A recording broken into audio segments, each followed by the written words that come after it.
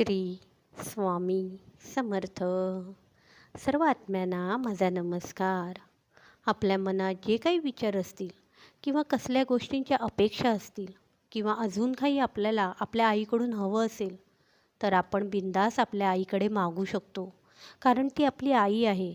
आपल्या मनातले तिला नक्कीच सांगू शकतो किंवा तिच्याकडून आपल्याला हवं ते नक्कीच मागू शकतो आणि त्या बदल्यात आईकडून ते आपल्याला मिळावं ही अपेक्षा देखील करू शकतो.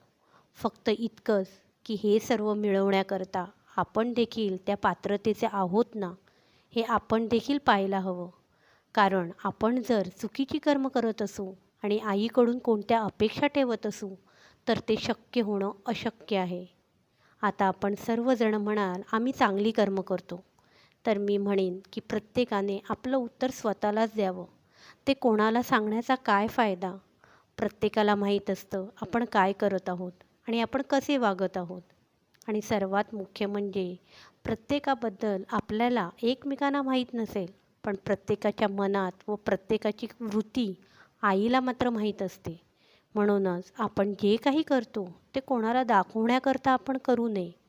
फक्त आपण इतकं लक्षात घेतलं पाहिजे की आपल्या लेकराकडून आपल्या आईला कोणताच त्रास होता कामा नये.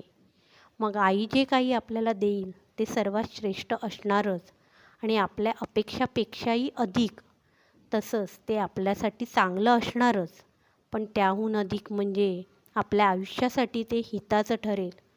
हीच आहे आईची कृपा, जी न मागता देखील आपण प्राप्त करू शकतो. फक्त आईच्या सानिध्यात राहणं गरजेचं आहे. मग अशक्य ते शक्य कसं होईल ह्याचा अंदाज देखील आपण बांधू शकत नाही. श्री स्वामी समर्थ.